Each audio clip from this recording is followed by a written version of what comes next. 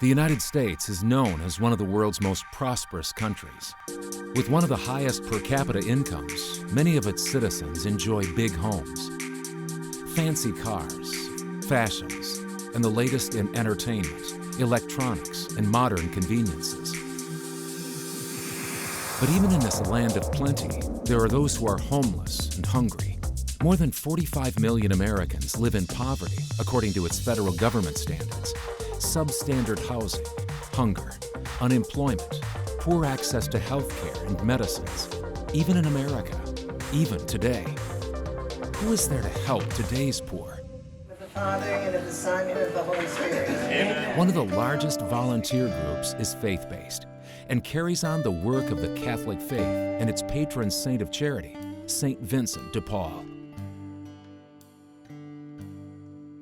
Calling Vincent, are you out there?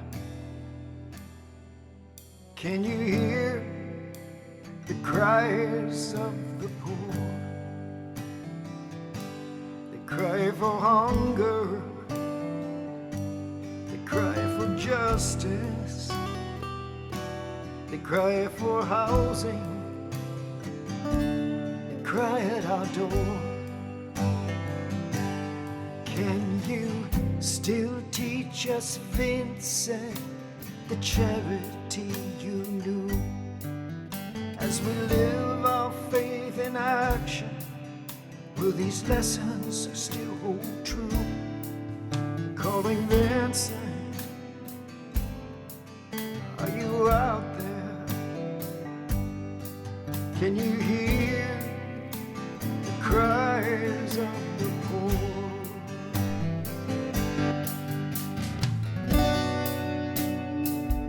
Hello, everybody. Coffee? Sweet and low sugar? On an otherwise ordinary Tuesday, what looks like an otherwise ordinary lunch is in fact a welcome respite from the outdoors for Malika Williams, a Baltimore woman who's homeless. Living from different place to different places, in and out of emergency rooms, outside, in tents, anywhere I could possibly lay my head without being harmed. Malika's parents passed away when she was just a child, and she and her siblings bounced around from home to home before ending up without one of their own. That's been her life these past couple of years as she struggled with seizures and other medical issues, making it very difficult to hold on to a full-time job. It's extremely stressful. I think that's where a lot of my sicknesses come from, because I'm not always in a safe place, like when I've slept on bus stops or abandonments, because I had nowhere else to go. This is not safe, nor is it healthy. Enter Beans and Bread, a special work of the Society of St. Vincent de Paul of Baltimore. Its one-stop location provides showers, meals, and a wide array of resources to get people like Malika back on their feet. I'm without a home. That's it. As far as my personal hygiene and my dressing and things like that, a lot of people are out here with a mental condition to where they feel as though their hygiene is not important anymore. So I believe there's places like this where you can come shower and brush your teeth and fix yourself up. There's places that give out clothes and stuff like that where you don't have to look like what you're going through. And I try to dress for success.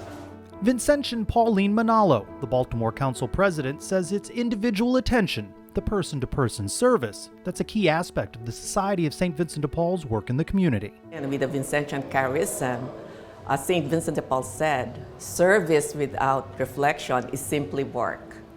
So, it's important that we as a conference and we as Vincentians reflect on the encounter, meeting with the people who seek our assistance, to see Christ in the person that we're trying to assist. And the people providing assistance may be the only sign of Jesus some folks have seen in a while, or ever. It's not uncommon that, that we would have our neighbor in need, after extending assistance to them and, working with them, suddenly ask, what time do you have Mass in the church, or what time are your services in the church? So they ask for a Bible. So, you never know when, you've planted that seed of, on them, to try to get to know Jesus themselves. Today, our menu is pizza casserole and corn. Serving people with dignity and respect inspires Catholic volunteers Phyllis Keehan and Haley Knott. But you have to be gracious to them. They're people. They're just down on their luck, and they're just in need of a little bit of help. I love interacting with the people. Sometimes we have little conversations. It's really nice. It's nice to know that you're making a difference in their life. Inside Career Connections here at the Beans and Bread Center, computers are provided so that folks can look for work and apply for jobs. For Derry Whitaker, persistence paid off. Come in here, get on the computer, and look up jobs. It's been a long road back to stability and self-sufficiency for Derry Whitaker. October 22nd, 2013, I lost my wife, and it took me in different directions. Believe it or not, I ended up being homeless. Derry lost his job and with no income ended up losing his car and his home. His situation was spiraling out of control. That's when he turned to Beans and Bread to get his life going in the right direction. I was staying in a shelter, but I also got some, food from here, resources, I talked to people about my situation. Thanks to the resources at Beans and Bread, he has a job now too. It makes me feel great. It's an uplifting thing. It's another step, another level for me. Derry has been saving up for a deposit and hopes to be able to move into an apartment soon, something he owes to the people of the Society of St. Vincent de Paul of Baltimore. It says that they're very good people. They're willing to open up their hearts, their hands, their time. They're dedicated to people. For the first time in a long time, Malika has hope too. This is the first place I've came and actually gotten what I've actually been looking for, which is someone to help me help myself. Helping Malika and others help themselves has proven to be a blessing to those who serve at Beans and Bread. I have been blessed in my life. God has been so good to me. And so I need to give back to somebody else, to say thank you for all the graces that He's given me. It definitely makes me want to do more work like this and pray for people more like this. It's so easy with the work that we do, especially when we get so busy, to forget that, that what we are about is really, our own spiritual growth. So in many ways, it actually has helped me, hopefully grow spiritually, because I have a deeper sense of the presence of Jesus in my life. While it has not been easy, Derry and Malika are determined to overcome their obstacles. I am grateful. This is a blessing, but I believe that God has a plan, and with this plan, all things is possible.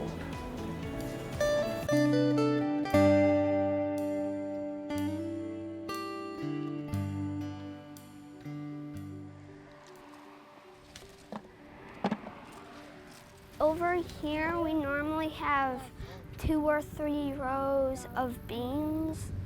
Then somewhere on this half, we usually have the beets, the onions, and the cabbage, I think, over there.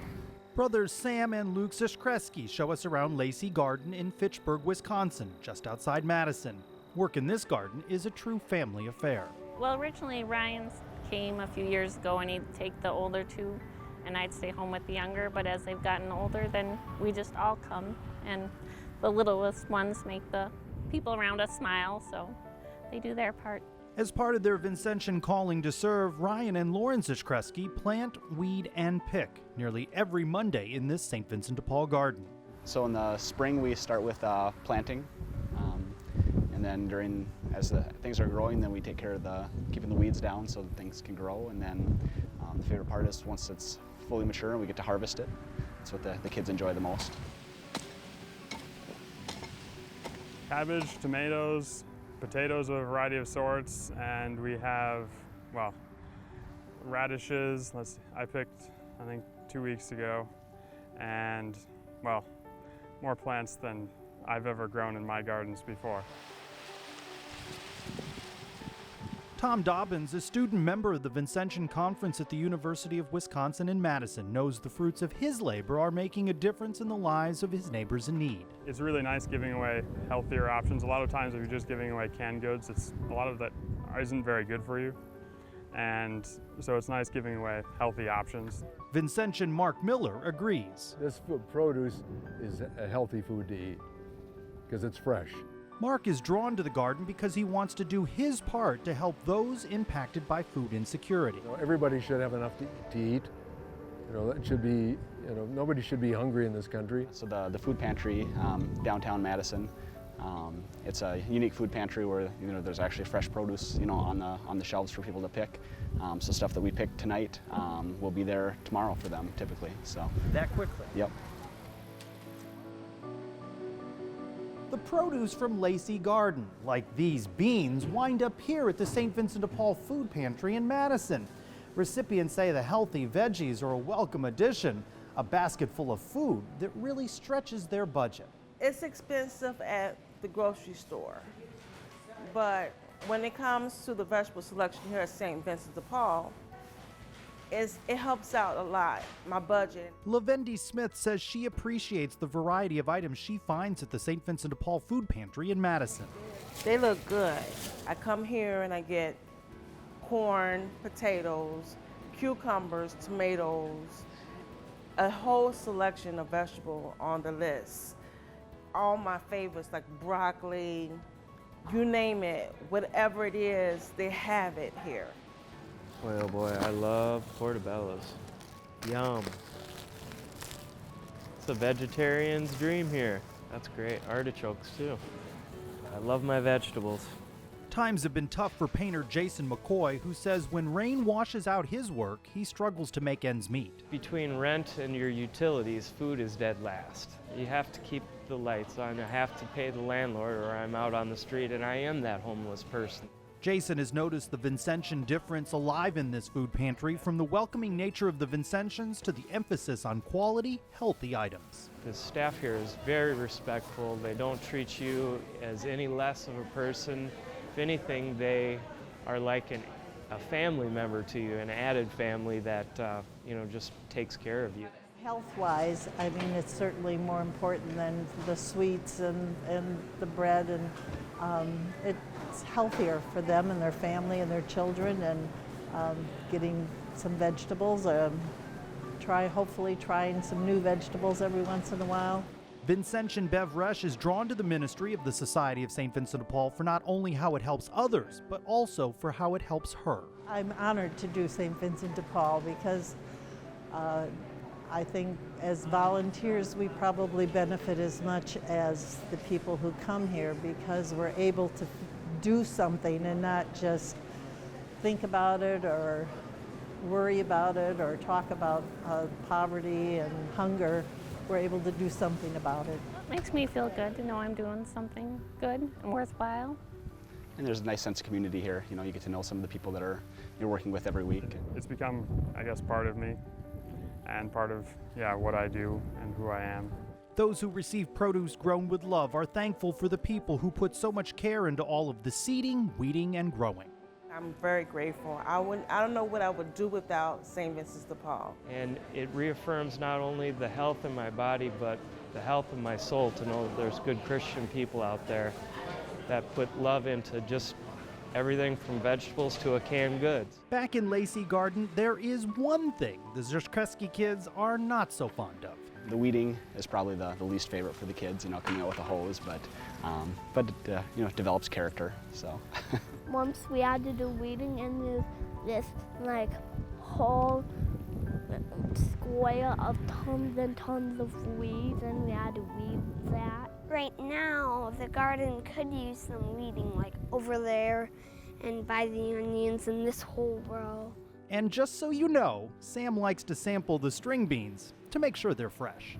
The bigger beans are juicier, but the smaller ones have more taste. And I like the smaller ones more.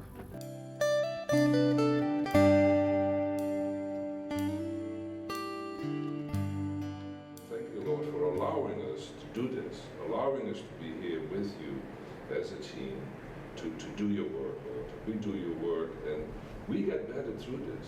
But we get better every time we see the face of Christ, the people we visit. Vincentians with a conference at Corpus Christi Catholic Church in Celebration, Florida, just outside of Orlando and its world-famous theme parks, first come together in prayer. Did you get one of these? Okay. One suit. A flurry of activity, putting together bags of food, happens before the day's home visits begin. On this day, and on many occasions, the home visits take place in a location you might not expect. This hotel is extended day. Extended day, so many people come in and stay for 1 week, 2 weeks. Lourdes Rivera, an assistant manager at an Orlando area motel most people here call her mama, says more and more those stays have become even longer. But usually I have a whole bunch of family living in the property with children for 1 year, 2 years. Almost the family living in this hotel is the people really don't have place to stay or don't have money for pay a house. Usually he stay here, and for us it's like a family.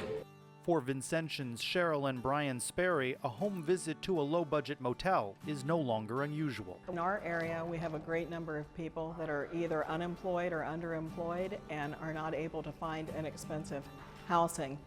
Even if they can maybe come up with a location to live in, there's all those deposits that everyone has to put down anytime that they move, and usually that's a lot of money and people just can't get it together. Yeah, we come here every month, and there's I guess about 40 families that we provide groceries for. We have as many hotels here as Vegas, and it's like the #1 tourist destination in the world.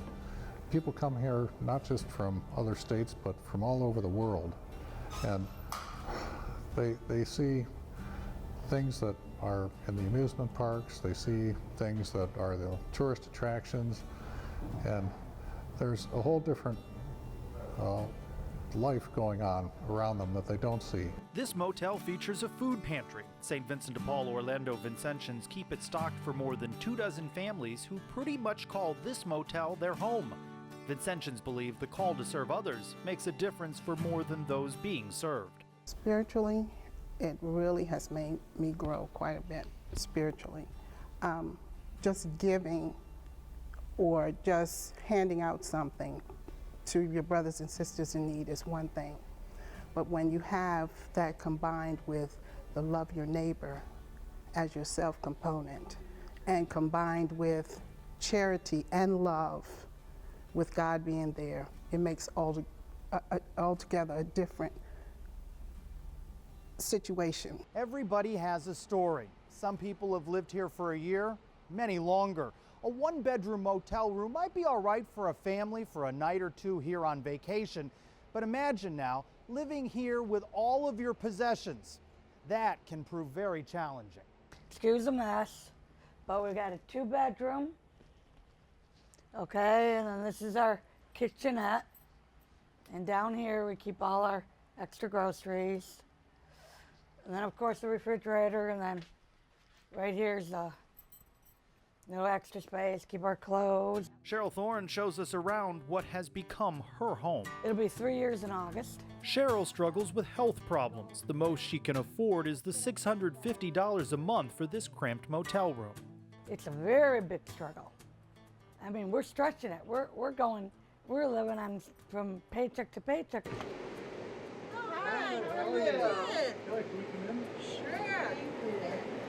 Got some groceries for you today. Oh, thank you so much. You're welcome. Thank you. It helps a lot because by the time you pay rent, car insurance, health insurance, there's really not much left.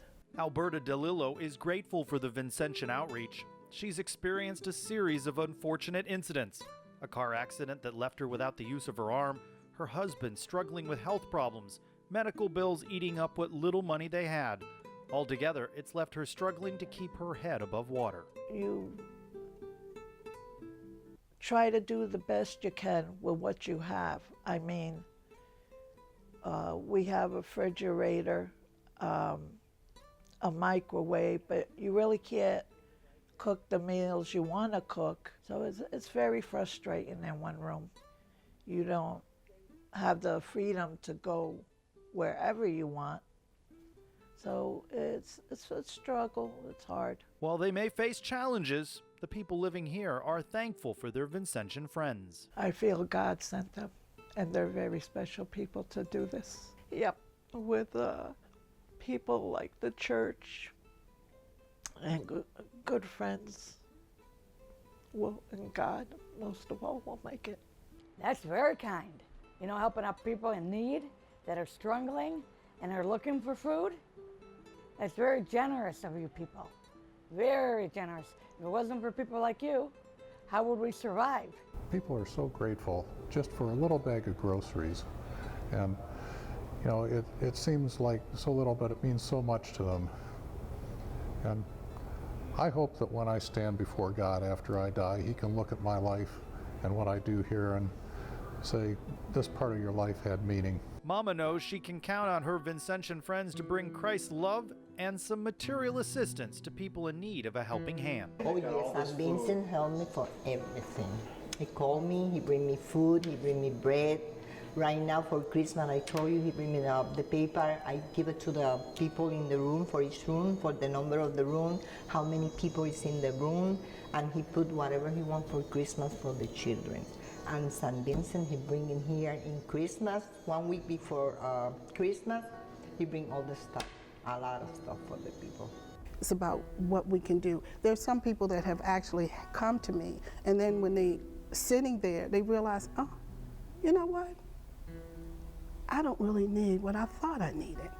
So it's like, we're even there for like that psychological component, you know, something that they thought they needed, and we sat down and worked it out, and it was like, I'm fine now.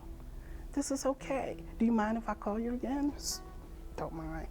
Whatever I can do. Being there, maybe once, maybe again, maybe even for a while. We are not isolated. Our relationship is not God and us. It's God and us through community and through other people. And so this gives us an opportunity to solidify, to deepen our relationship with the Lord by serving His children.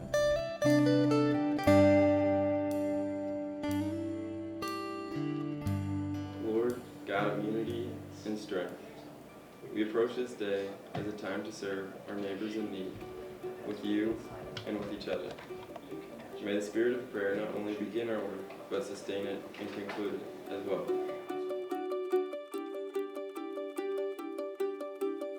Prayer and reflection begin this day and every day at St. Vincent de Paul Cincinnati's Ozanam Center for Service Learning.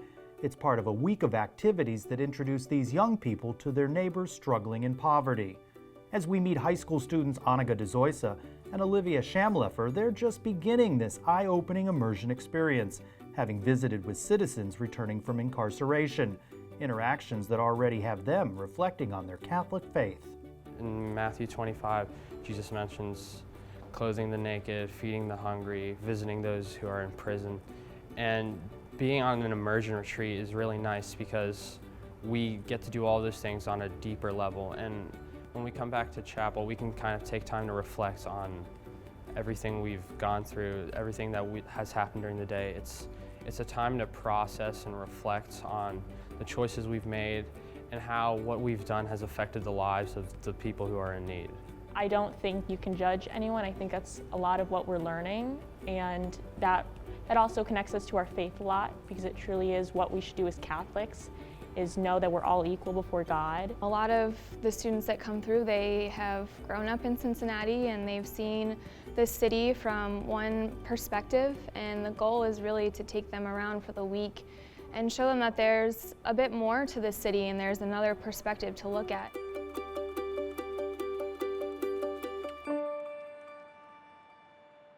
Program coordinator Megan Kanapke sees perceptions change over the week while empathy increases as students find new ways to live their Catholic faith. Stuart Shumrick, a previous attendee, was moved by his week-long service learning experience and says he's seen firsthand it's not easy for people struggling in poverty. Oh God, no. I think some of those people are just struggling so hard. You know, I look at them, I think the struggles they must go through every day, I never really thought about it until I hear what they talk about. Delaney Munchin says a home visit changed her life. Even today, she remembers every detail vividly. I walked into this man's apartment and he had absolutely nothing besides a popped air mattress on the ground. And he had, I think, 3 spoons, 2 knives, a fork, a pot, a pan, an empty fridge, and I think like 3 plates and a cup. And like I just remember like walking in and being just shocked, like how he was living and how he was still one of the nicest people I've ever met and just so caring. Delaney prayed with him and was moved by his spirit of generosity. He was so grateful and he started crying, like a grown man was just like crying. And he gave me this big hug and it was like really important to me.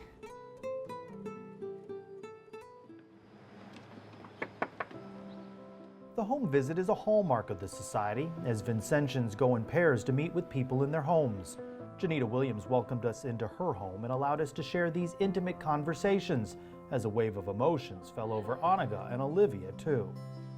Words can't describe St. Vincent de Paul and how they help families, any family that needs help. I mean, it's incredible, it's amazing.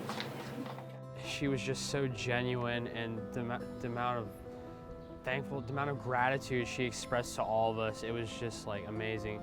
Her reaction was so intense, like her gratitude and how thankful she was just for everything we did. I'll take the home visit any day, hands down, to the office interview.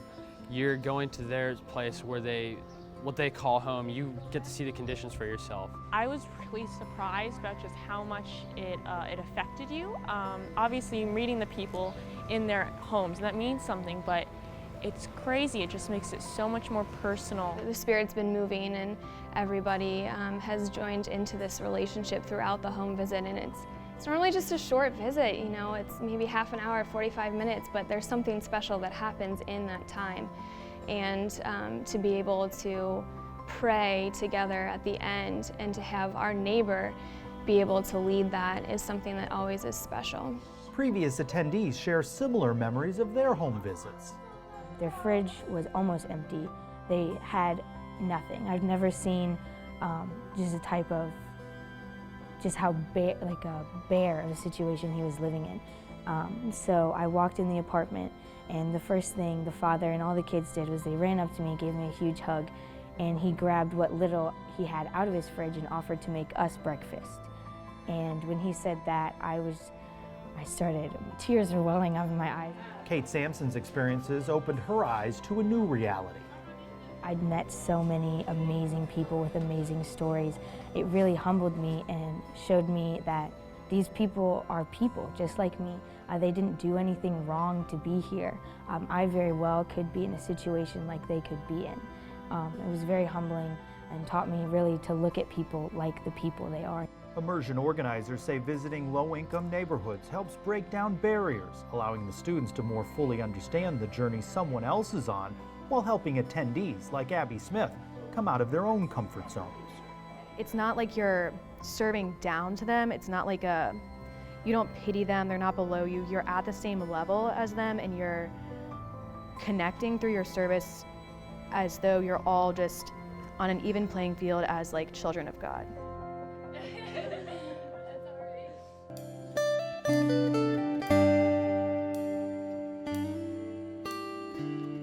Carry and go. You can get all your furniture half price. Milton Plaza's larger-than-life personality is always on display at the St. Vincent de Paul Orlando thrift store's Apopka, Florida location. Positive and upbeat now, Milton's life was nearly derailed after spending more than a decade of his life behind bars for drug-related crimes. People gave me chances. They trusted in me. They see something in me that other people didn't see, and especially the St. Vincent de Paul Society. Through the outreach of the Society of St. Vincent de Paul's Jail and Prison Ministry Conference of St. Peter Claver, Milton and others are earning a second chance. The ministry relies upon a network of trained volunteer mentors to provide much-needed support. It made me feel loved because my father didn't show me that growing up. I had to learn that the hard way.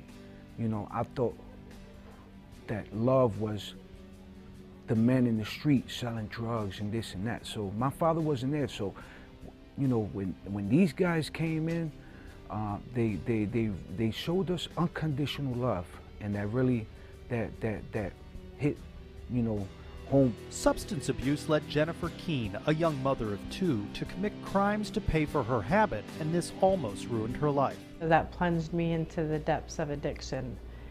Pretty much it was gradual, but it escalated and escalated to the point that I was using my prescription medication as a legal drug addict. Jennifer's relationship with Catholic volunteers and Vincentian members of the society like Barb Bowden and Pat Baird provided an important lifeline. That's really our mission, is to bring them, you know, Jesus' word of hope and love and forgiveness. So they feel that. And it's very touching, you know, very,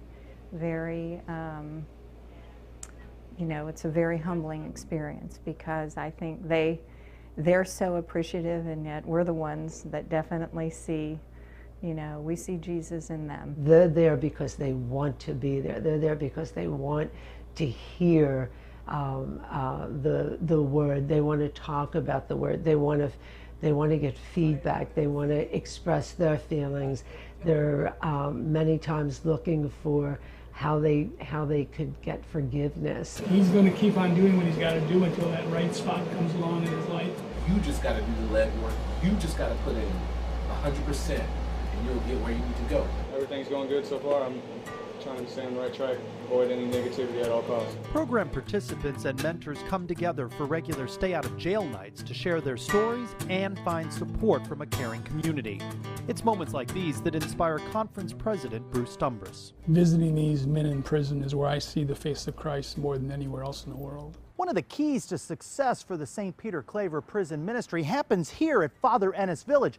What may look like a simple trailer park for these returning citizens is a new lease on life. I didn't have nowhere to go. I mean, as soon as I was getting released from prison, I had nothing, no money, no job, no house, no nothing. Supportive housing was a key to John Frame's rebuilding his life. With a roof over his head, Frame's landed a full-time job. He says he couldn't have done it without the helping hand provided by compassionate Vincentian volunteers. Oh, I'm very grateful. This is my family. I mean, this is my family. You know, St. Vincent de Paul was my beginning. Dozens of program enrollees have rebuilt their self-esteem and made important connections to jobs. We have a number of guys that started here and now are managing organizations that are, you know, have $18, $20 jobs. Volunteers like Ruben A. Sanabria feel a calling to help people who have served their time and who want to make a difference in their lives. The problem they're having is once they get out of prison, society shuts the doors on them, and we're the only ones that have been opening these doors for them so that can come back and they'll be useful in society. Ben Gross also plays an important role in this ministry, making sure men like him who are released from prison have a backpack built with love. I come down here every Monday and I fill out bags and I give them extra clothes. I give them a couple pairs of pants, a pair of shorts if we have them, a couple pairs of socks, 2 pairs of boxers, toiletries, a pair of shoes and jackets if it's winter weather. And that way these guys have the things that they need, because it's already hard enough for a guy who's getting out of prison to find a job, find a place to live, than if he's wearing the same pair of clothes for 2 or 3 days. Every year, the St. Peter Claver Prison Ministry provides hundreds of re-entry kits to several incarceration facilities in Central Florida. Volunteers often hear from grateful recipients.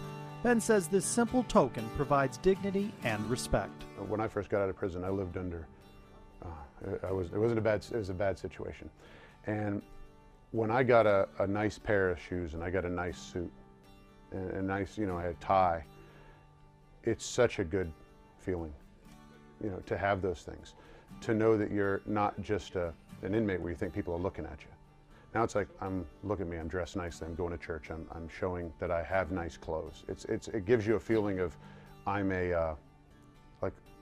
really a member of society. Inspired by gospel values, Vincentian volunteers are growing in their spirituality through this person-to-person service. This is priceless.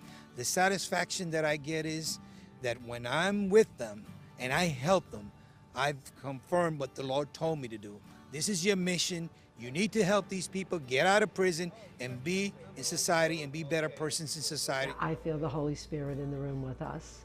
It's really, it's very infectious. I always leave there after my few hours of being there feeling like I've gotten way much more from my time than I've given. Make no mistake, the people being served are grateful. There is a tomorrow, there is a future, there is a hope, and these trials and tribulations can become your testimony for a life full of expectations and enormous opportunities if you are determined enough.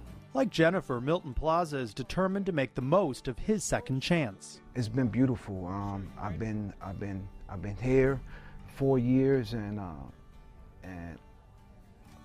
St. Vincent de Paul gave me opportunity in life, and now I'm taking the advantage of it to the fullest.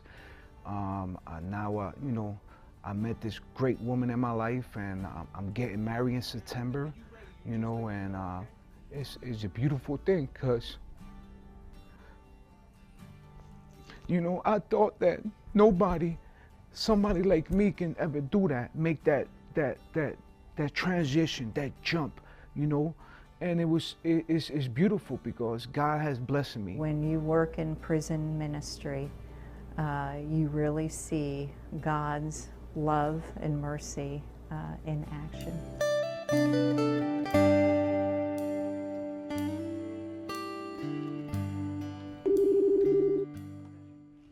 St. Vincent de Paul Pharmacy. Ethel Combs is more than a volunteer who answers the phone and greets patients at the St. Vincent de Paul Community Pharmacy in Baton Rouge. I was diagnosed with adenoid polymorphous cancer of the right palate. And I had my surgery like in 2005 and went through my chemo and my treatments. And then I came here to get medicine because in all the process of having the cancer treatments and all of that, even though I had insurance at the time, I just depleted all of my savings.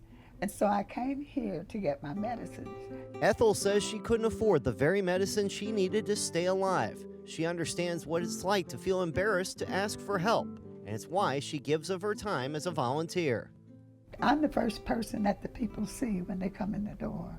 So I try to make it as pleasant as possible because I've been there. Hello, how y'all doing? Jamal Hunter relies upon the generosity of the Society of St. Vincent de Paul. When I was making it $7.90 an hour, it couldn't pay for all the prescriptions that I needed. Prescriptions Jamal could not live without. They're there for me in all kinds of ways. They do save my life. They have saved my life. Vincentian Anna George and her husband Lawrence believe the community pharmacy does vital work to preserve the health and dignity of those in need. Vincentians do not judge those who they serve. Rather, they seek to understand them as they would a brother or sister. And I see the people. I know a lot of them are really working hard and doing everything right, but they still can't quite make it. And it's really good to know that you can make a difference in someone's life. You see a lot of these people that come in and they're really down on their luck, and they really need the assistance. And you think that you're really doing something good. You're contributing something, I guess, to society. While Anna had worked in the pharmacy field for 16 years, Vincentian Phil Bruder was a novice when he came to this pharmacy right after it opened in 1995. My experience has nothing to do with pharmacy. My experience is in construction and maintenance. Phil was inspired to become a licensed pharmacy tech so he could better live his Vincentian vocation to help his brothers and sisters. Phil's family was helped by the society when he was a child, and he has never forgotten the help he received. He picks up donated medicine from nursing homes, sorts through the meds, and disposes expired pills. Most of them are desperate. They're on their lifeline where they can get medicines. If they can't get it here, there's nowhere else for them to go. More than 30,000 prescriptions worth approximately $3.2 million are dispensed here at the St. Vincent de Paul Community Pharmacy. But none of that would be accomplished without the generous donation of time from volunteer pharmacists.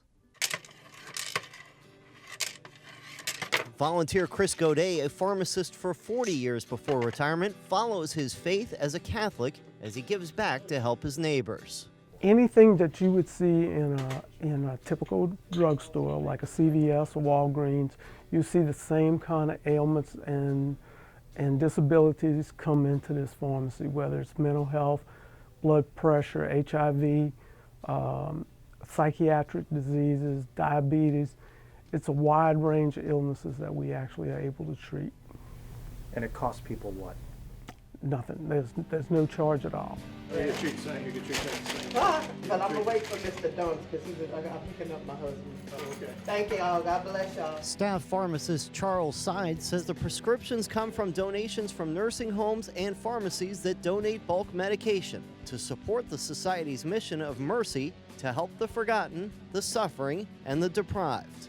Like I just gave that lady some medication that was probably about $4,000 for her. I think it was her husband. It was just come out of the hospital. It's a blood thinner he has to use for like he can get 20, 30 days. And Charles knows his work is life-saving.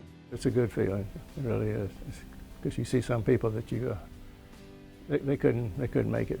They didn't have if St. Vincent Paul wasn't here to help us. If this particular pharmacy wasn't part of the community, those individuals wouldn't be served at all. And you would have people who are diabetics, people who are asthmatics, who wouldn't be treated. Their disease states would get more debilitated to the point where they would either die or they would have to go into the hospital emergency room. The Vincentian calling to bring Christ's love and to serve others gives the Georges so much joy. I get so much more out of it too. I mean, I really get a lot out of it for myself. They give me, I see myself, I could be in that condition. And if I were, I would hope someone would help me. So I know how blessed I am. And I really want to give back because God's been good to me, to both of us. We look upon it counting as an opportunity to help those in need. Those aren't as fortunate as we are. Ethel relates to the patients and encourages them to reach out to the Society of St. Vincent de Paul.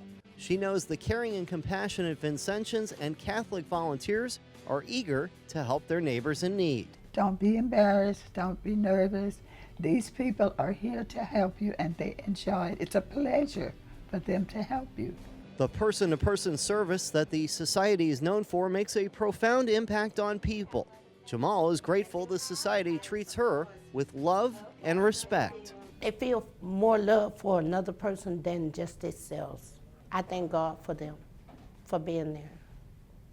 They're just like family.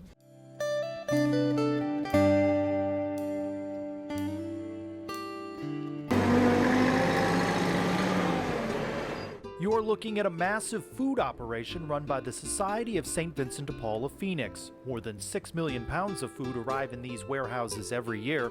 Society volunteer Kate Samalek and Vincentian Phyllis O'Toole are on the front lines. The sorting process is to open up a wonderful big carton, look and see what's in there, and then decide where each item needs to go. Mainly sort food. We keep what's good, we check dates, we throw out what's ripped open, too badly damaged. Soon after Kate and Phyllis and scores of other volunteers do all of the sorting, Vincentians Robert Lansendorfer and Ron Robinson arrive to pick up food that helps restock the pantry run by the conference at the Cathedral of St. Simon and Jude in Phoenix. We pick up basics, eggs, hot dogs, condiments, water.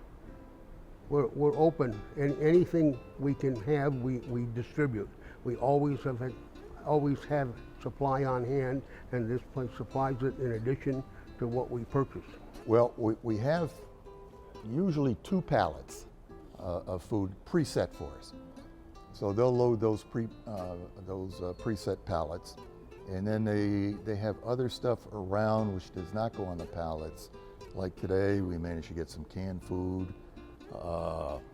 cake mixes, bottled water, sometimes some cleansing materials, and we find whatever we can that we can use and give out, and we take all of that back to the pantry, and it moves fast. Father Bud Pelletier Jr. believes the society offers people many ways to live their faith. What I think is wonderful about it, especially the food program that we have here, is that it can involve you no matter where you think your talents are.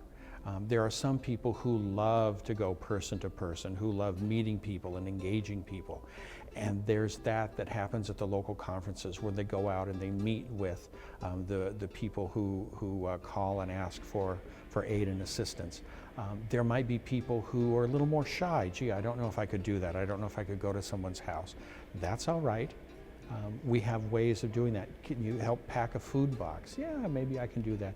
Can you help go to the store and help us pick up the products that are donated? Can you help us in your local parish, maybe with a food drive? Can you come down to our sorting facility? And I mean, it's a volunteer activity to stand and sort cans. It may not sound glamorous and, oh, well, what did you do to help the poor today? Oh, I sorted cans. How did you find the face of Christ today? Oh, I put a can of green beans over here. But you know something? If that's where your talents and your abilities are, on the kitchen side of things, you know, there are people who have wonderful culinary skills, or there are people who don't have wonderful culinary skills. But you know something? They can chop, they can sort, they can wash, they can open a can. And all of that is a participation in mission. It's the mission of the society, which reads in part, Vincentians are united in an international society of charity by their spirit of poverty, humility, and sharing that resonates with society volunteers. You feel like God is with you because every now and then something would happen when I'd be out delivering, and just it seems like God would step in the way and give you a chance to do something you wouldn't normally do. Well, the fellowship is what I like, and the thought that all of this food is going to these different places is just amazing. I've been in 3 different parishes in Phoenix, and they've all had active St. Vincent de Paul societies. And even as a little girl, I can remember certain people in our parish that were so devoted to St. Vincent de Paul. I like helping people. I really, really do. And in addition to food, I pray a lot for them too. I think that's very important. And it's very nice to be able to help somebody that is hurting and seems to have no other place to turn. Satisfaction, you know, and also there's a lot of church involved here. You know, it's a requirement that you help those who don't have as much as you do and who really need the help. I mean, that's not just something that makes you feel good. I mean, you're required to do something like that. So we all do. And the people that, boy, I work with, it, unbelievable. Some of the food processed here on the main campus for St. Vincent de Paul in Phoenix is prepared by volunteers like Mike. He's opening up cans of vegetables that will be used in the meals served later in the day at this dining room and at 4 other locations across Phoenix. Single mom Claudia Tria says she feels comfortable bringing her kids to St. Vincent's dining room. The meals, I think they're good. They're really good. And I like how there's a lot of families here. You know, you don't feel weird when you come here. Like a lot of people that need help, you know, when they go places, they feel uncomfortable. Here I don't. Claudia appreciates how she and her family are welcomed and treated with dignity and respect, hallmarks of the society. Well, actually, I've never really gone anywhere else. You know, I mean, when I would hear about going to other places that help you, I would, you know, like prideful or a little like embarrassed. But when I first came here, a friend actually told me about this place, and once I came, like I said, I seen all the families, so I was just like, well, you know, I just fit right in, and it was real comfortable. Everybody greets you at the door. They say hi, hello, you know what I mean? Real respectful. They're nice.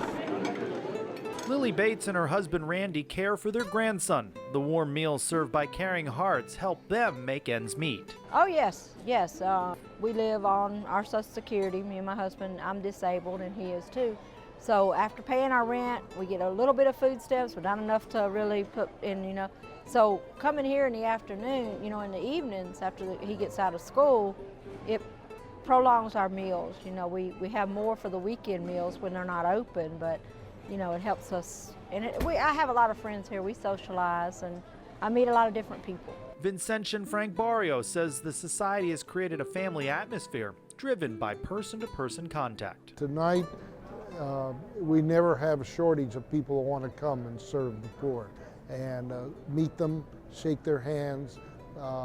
It's not a spiritual experience, but also friendly atmosphere where they feel at ease. They're not coming to a food line somewhere. No, they're coming to a friendly atmosphere, and their kids will sit and play and and learn. Lily says life's ups and downs have tested her faith. Sometimes she's not sure how she would manage without St. Vincent de Paul's help. Right, it's like, oh my goodness, what am I going to do? And then St. Vincent de Paul opened the door. They're your lifeline. That's what I say. They're your lifeline, saying, okay, we're here. I'm your lifeline. Vincentians take the responsibility of being just such a lifeline seriously. Once you get started and you meet the people in need, it's the old saying I mentioned before, once you're a member of St. Vincent de Paul, you're going to stay there till you die, and that is true with me and most of the members of, most of them, once they've started with St. Vincent de Paul, they don't quit. They stay until their last breath, because what we do is important, and the spirituality is a big part of it. Father Bud says the Society of St. Vincent de Paul's invitation to serve is something every Catholic should prayerfully consider. That's a call from God. That's an inspiration of the Holy Spirit. It may not seem like it at the time, but when you give that inspiration a chance to work, when you put that inspiration into action, then it begins to grow. It starts this wonderful thing that, you know, as God continues to grace you in that ministry, you begin to understand what the grace of God is in your own life. When you begin to serve in that mission, when you begin to let that mission have an active part in your life, like I said, as simple as moving that can of green beans. I always use green beans, by the way, because I hate green beans. But the can of green beans, when it moves from place to place, you're letting God inspire you to do that. And anything that lets the Lord in any way, shape, or form, the Lord is going to take that opportunity. The Holy Spirit is going to take that opportunity to grow and strengthen and be an active part of your life. And then all of a sudden, you'll realize, wait a minute, this has helped me grow. This has helped me in my relationship. It's kind of stealthy, it's kind of sneaky. But you know something? If that's what it takes for the Lord, more power.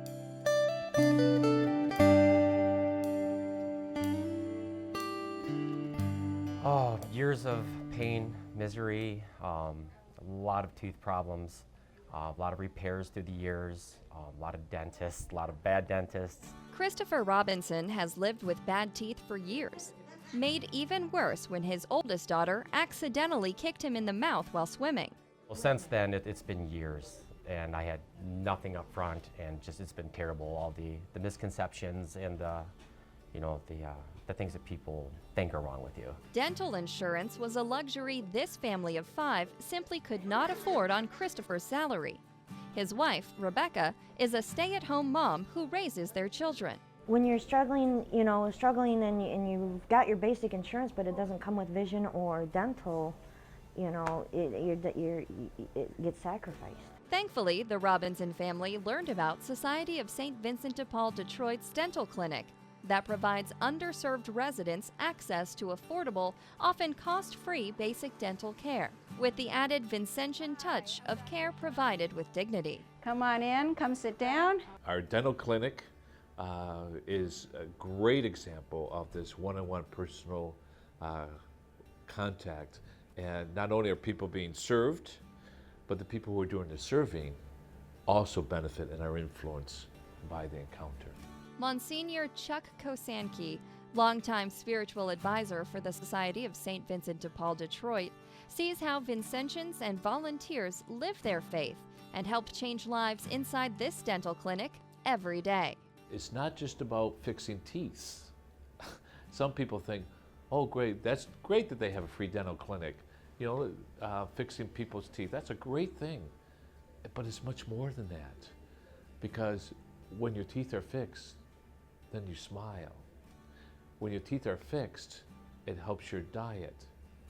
When your teeth are fixed, It helps your relationship with other people. It maybe even point to getting a job. Monsignor Kosanke believes the Vincentian spirit thrives during every patient visit. It goes back to the personal encounter, which is a hallmark of the Society of St. Vincent de Paul. And because of the personal encounter, it's really concretely seeing that this is a human person in need. It's not just a number. It's just not about how many people we can help even, but each person that's helped. And it's all about that. It goes back to that encounter. Vincentian Lorenz Danhausen with the Holy Trinity Conference in Port Huron, Michigan, says the people he sees simply can't afford basic dental care. None of the people that I've met, were in a position to pay for this service if it were to be at a regular dentist. There's no way. Lorenz says having this dental clinic available is something he keeps in mind during home visits. It's become a valuable resource for people who otherwise would struggle to afford dental care. It changed them. They had a smile, they had self-confidence, they had an image, they fit better into our society and the workforce.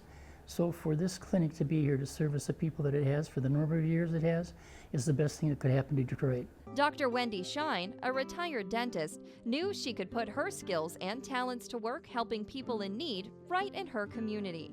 If I'm here, I'm getting people back into the world, back into the workplace, back into society, back functional, back into their family pictures. And I can't think of a better way to use all my experience from all the years I was a dentist in practice to still being a dentist, just using it in a different way. It's stories like these, when the society provides comfort to those members of the community who are so often overlooked, that inspires Dental Director Nancy Harmon. We see men, we see women, we see young people, we see older people, we see, I use the term broken, people who are broken and they just need someone to listen to them, somebody to help them to get to the next place. Nancy knew of the Society of St. Vincent de Paul Detroit and its dental clinic through her work with another nonprofit and felt she had to be a part of this special ministry. One of the places I could refer them to was St. Vincent de Paul. And I thought, wow, they are so great. You know, there weren't many places we could refer people to. And I thought, I want to do something great for St. Vincent de Paul. And then I get to come. And that was just so wonderful that I get to be part of this. Which brings us back to the Robinson family. St. Vincent de Paul Detroit Dental Clinic doctors went right to work. Christopher endured several tooth extractions and weeks of pain. I had 9 removed from the top. Everything back here, 2 giant molars that were all brand new crowns I just had put on like 3 years ago. The Robinsons' daughters, Dharma and Neva, say most of their childhood memories are of a father whose self-esteem suffered because of his bad teeth. His teeth were kind of gross, nasty, broken up. He would just go like this and hide them all the time. He never had the confidence, so whenever we wanted to go out or go to somebody's house or just hang out with anybody, he didn't want to go. He never wanted to go anywhere. He would never smile. I have never seen my father with teeth in my life. Oh my gosh. I praise this place. Everywhere I go, every person I see. Inspired by her husband's story, Rebecca reached out to St. Vincent de Paul Detroit too, a decision that changed her health. When we came here, they had to do a blood pressure test, and mine was through the roof. That high blood pressure reading would lead to a far more serious diagnosis than a possible cavity needing to be filled. And because of that, we had learned from that I had diabetes. We know now that people that have oral infections, for instance, their blood sugar is very difficult to control when they have diabetes. And their internist may be tripling their insulin dosage. And in the meantime, we're in here saying, yeah, you've got bad teeth and perio disease. Let's take care of that. We can get their diabetes under control. Now, Rebecca is working to improve her diet and get healthy, all because of a trip to the dentist. I can't express how much gratitude I have for these people, and for them to volunteer their time and their talent and their efforts is just, It's a blessing. I mean, Heavenly Father is definitely, I feel his presence with these people and their generosity, because without them, a lot of us wouldn't have these stories. You will never change people's lives more in 1 hour than the hour you spend here with people that really need and appreciate what we do for them. Every one of them, they've always told me that they appreciate what St. Vincent de Paul did for them. All Vincentians, they touch one person, they touch that person's family, and all the people around that person. Every day we save lives, and we love to say that. It's not just an organization you donate money to. It's not just an organization that you send clothes and food to. But again, it's trying to bring the love of Jesus to the people in the community. I tell everybody that this place, if you're in need and you qualify, this is where to go. It truly is. I mean, these guys do miracles here.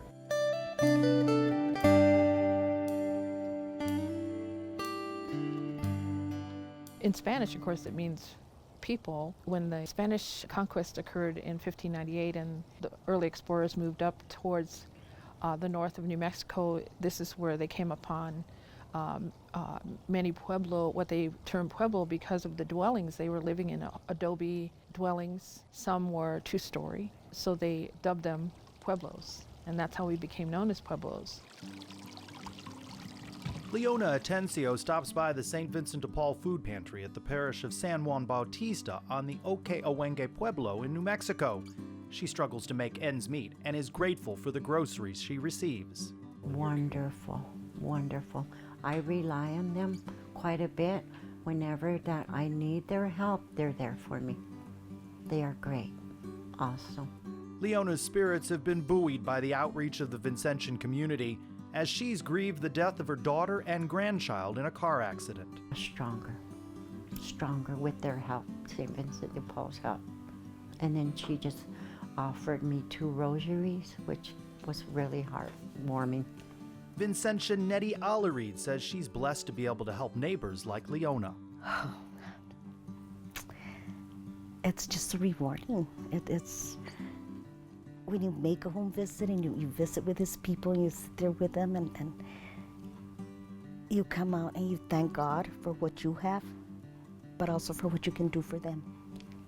And when you walk out the door and they give you a great big old hug and thank you, and it just makes your day. It just makes, there was a reason God put me there. Nancy Salazar turned to St. Vincent de Paul when she started raising her 5 grandchildren. Her husband wasn't working, then he got sick and spent time in the hospital. It's difficult to feed 5 children, growing children. And these are my grandchildren that I raise, and they're big eaters. Nancy knew of St. Vincent de Paul for its thrift stores, where she buys clothing for her grandkids, and soon learned the society helps in other ways, too. I just happened to ask the lady there at St. Vincent's de Paul, do they have a program for feeding families, that in need? And she said, yes, ma'am. She said, we do through the churches here in the valley. Vincentians Elvira Aquino and Julia Hanneberger say the society is a natural fit in the Oque-Owengue Pueblo. St. Vincent de Paul just matches that whole aspect of community. So it was easy to recognize St. Vincent de Paul as a society to trust within the community, because they acted as our community does, and we take care of each other. I think northern New Mexico in general, and in this pueblo, there is a feeling of strong spirituality through our Catholic religion, and I feel that this is the place at St. Vincent de Paul. That's why it's here, because of the spirituality of the place. Vincentian John E. Bird grew up on this pueblo. As a child, serving as an altar server during daily mass. Now a deacon and a Vincentian, he says this is a tight-knit community. Loving, first of all, very concerned about each other. But most of all, I think, is they're very cultural. They're very concerned about keeping their culture alive and well. Vincentian Jimmy Gutierrez has been serving through the society since the early days of this conference's formation. Listening to their problems and for them to express it is a big relief, and they find themselves that somebody is listening and is concerned about them, to actually come to their house, to listen to their problems and be willing to help out with whatever they can. The Conference of San Juan Bautista Oke Owenge is a part of the fabric of this community. Pastor at this parish says he's not sure what the community would do without the caring hearts of the Vincentians. As much as one pastor would like to try to do it all himself, that pastor really can't do it all himself. And that's the wisdom that we learn in Scripture. Jesus chose 12 apostles. You know, he chose 12. And we're called to share our ministry with others as well. Father Tremblay especially appreciates the home visit being an essential part of the Vincentian charism. Every person that's going out to do a home visit is another light of Christ in the community. And so there should be many people that are going forth to share this light of Christ in so many different ways. And St. Vincent de Paul is a valuable part of that ministry. And they are truly living out the corporal and spiritual works of mercy. The face of Christ, the suffering Christ that's reaching out to us, telling us, here I am, I'm reaching out to you. Just hold my hand. Even sometimes when they bring a basket to somebody, that person might just want to talk for a little bit. You know, and how is that? Well, you know, you might be consoling the doubtful or consoling the sorrowful, you know, and counseling the doubtful. You might be giving comfort to somebody who's mourning. You might be just that ear that a person needed in that moment. There's so many wonderful things that Vincentians do. Vincentians say they know they receive far more in return than they're ever able to give. I had no idea what I was getting into. And now I thank God every day that I did, because it's so rewarding to help so many people in any way, in every way. The neighbors being served are grateful for their Vincentian friends. Prayer. I felt the prayer from the Lord above and from the St. Vincent de Paul. I feel like I'm loved, like a sense of relief every time I see them. It's like just soothing. They're wonderful people.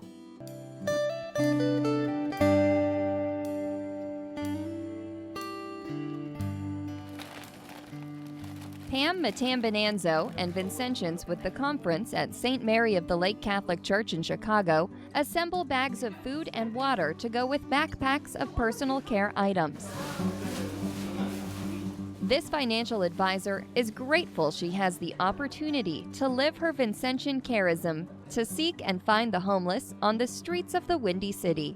The St. Vincent de Paul Society is the oldest charitable organization within Chicago. So we've been working with the poor and the homeless for a long time. So we are aware of the things that they need and where they can go. After the Chicago Council opened its Pope Francis Center, the Vincentians needed a way to introduce their services to the homeless and suffering in the area. When you move a little bit more into the city, it's, you know, we use the term desert, food deserts, but we have a desert area where social services are concerned. The backpacks became a way to open a dialogue between Vincentians and the people they serve. The backpack program is a wonderful success. We stuff them with soap, towels, toothpaste, kind of necessary things for people. We didn't know how to approach them, to say to them, you know, if you need anything, you know, please come in. You know, so we needed sort of like an icebreaker type of thing. So we thought we heard about, you know, we came across the survival packs that other people give out. If we could put together a backpack that had several items in it, along with it a list of services around that particular zip code that the homeless people were, that way we'd be able to speak to them about the services that we provided. Miguel is grateful for the outreach of Chicago Vincentians. Somos personas desamparadas, no tenemos trabajo por el momento. Me dijeron, ve a este sitio, ahí te van a ayudar. Y yo llegué y me brindaron ayuda, yo me sentí muy contento, muy agradable. Seeing the face of Christ in those who are suffering and deprived is at the core of Vincentian spirituality. If we're able to go to them and say, okay, here's some food, here's a backpack, you are able to connect. And that connection for myself as a Vincentian has been very enlightening and rewarding, and it has allowed me to grow spiritually. Vincentian Bill Susi says the Society's essential element of service is to establish a personal contact between its members and those who suffer, which we often see in the person-to-person visits in homes or on the streets. The spiritual aspect is key for any of us that are working with those, our neighbors in need. So it's the centerpiece. We're there to just bring them love, bring them prayers, and hopefully some hope, and help them with, yes, their rent and their material need as well. Our neighbors affect our livelihood. And if we don't work together, we don't make a better neighborhood. Down the street, there is somebody who really needs to know that you're around and that you're able to help them.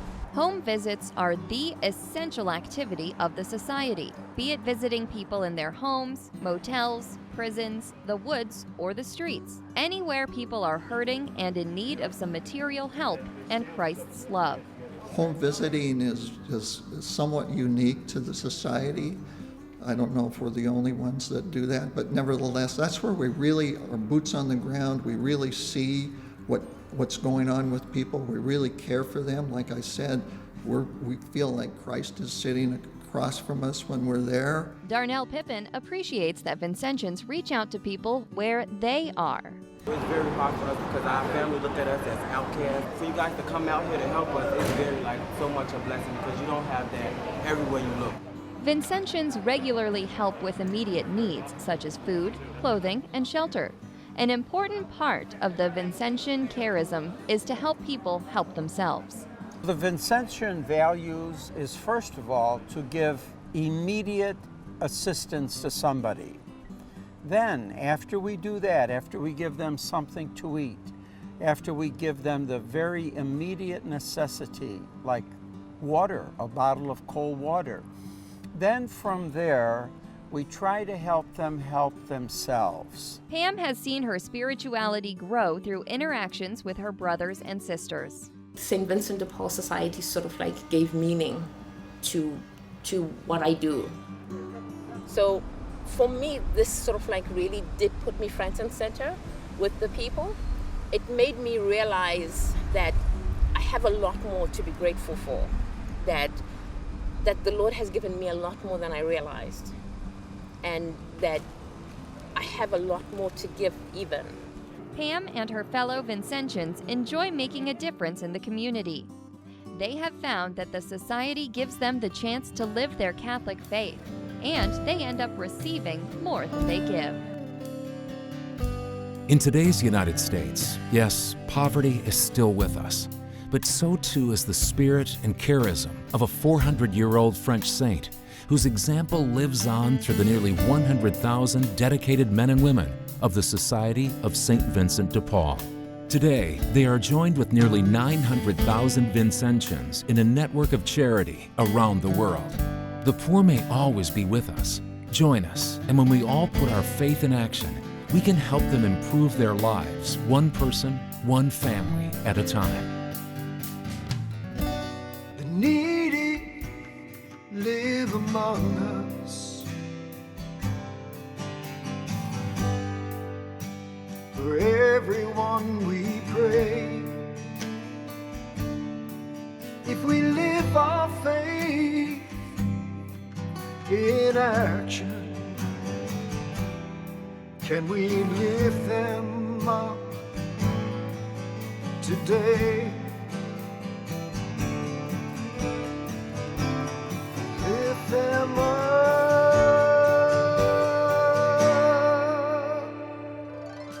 You lift us, Vincent, with inspiration of works of mercy and love to proclaim.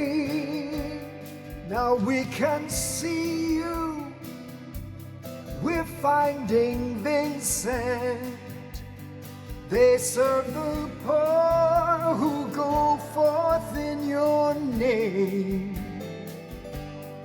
We're finding Vincent through those who are serving, through works of mercy and love to proclaim. We're finding Vincent in our brothers and sisters who go forth in your name, who go forth in your name.